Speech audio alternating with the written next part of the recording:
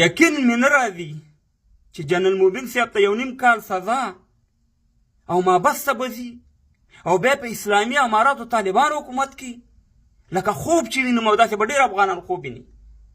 افغانان ورونو جنرال موبین صاحب ته د 1.5 کال سزا واورول شوه.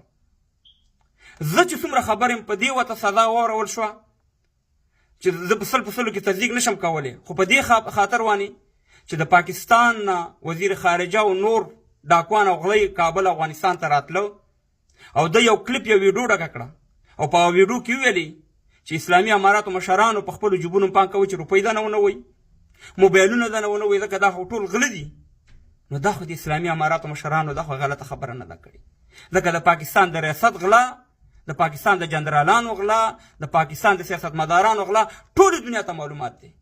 ته راشه وګوره شهباز شریف او نواز شریف چې څومره پیسې راوړي په دې لندن کې بلډینګونه اخیستي راپټې کړي دي د پاکستان دلته په خپل کار او روزګار روان کړي. د پاکستان د پوځ چې تقاوت شي جرنیلان او کرنیلان دلته په اروپا کې جزیرې اخیستې پیسې راپټې کړي سیبرآباد دلته په خپل ځانونه آباد کړي. په خیرات کې وګوره په ټوله دنیا کې نمبر 1 دی پاکستان په خیرات کې، په اداري فساد کې په ټوله دنیا کې پاکستان نمبر 1 دی، په دهشتګردۍ کې په ټوله دنیا کې چې دی په 2م نمبر باندې دی پاکستان ریاست.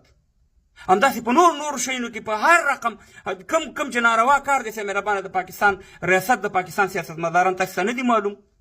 نو دا خو ټوله دنیا و چې پاکستان یو غل ریاست دی، کرپشن، اداري فساد، اخلاقي فساد پکې دی، هر څه پکې دي. آیا دا ټوله دنیا به مابسته دي لکه څنګه چې جنرال موبین صاحب مابسته لاړو؟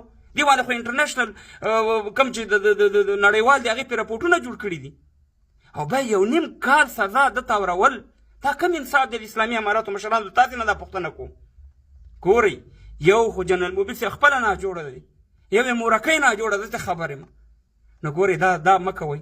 موږ چې څومره زر کېږي جنرال موبین صاحب بېرته خپل کور ته باید راشي او دا سزا ورته معاف کړی شي، ځکه دا جنرال موبین صاحب ته سزا نه ده، دا ټولو افغانانو ته سزا ده.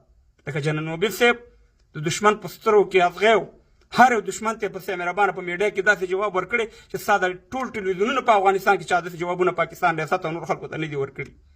زموږ به اختلاف وي مګر په دې شي زموږ اختلاف نشته دی چې جنرال موبین صاحب داسې مهربانه رانه بندي کړي. باید دا زر تر زره راخلاص شي او که نه یې پرېږدئ راپرېږدئ داسې مهربانه بیا ورته خارج ته لاره ورکئ چې داسې مهربانه که هر مملکت ته ځي چې لاړ شي. بیمار سړی دی د خدای په لحاظ موږ درته زاري منت کوو په دې دا سزا معاف کړئ او څومره زر چې کېږي خپل کور ته دې راشي. که بیا په افغانستان کې دلته خطره وه او نه هم پرېښودو خو یا به عربي مملکتونو ته لاړ شي یا به اروپا یا نور مملکتونو ته لاړ شي، خپل ژوند به اختیار کړي، بس بیا به خپله په خولې باندې برغولی کېږدي. تاسې هم د مشکلاتو خلاص شئ او دا به خپل ژوند اختیار کړي. نو دا موږ غندو او دا ښه کار نه دی شوی چې د 1.5 کال سزا ورکول شوې ده او بیا د پاکستان په دغه دا خو د ټولو افغانانو په دا خبره چې یو تور داغ دی که په دغه باندې ورته سزا ورکول شي.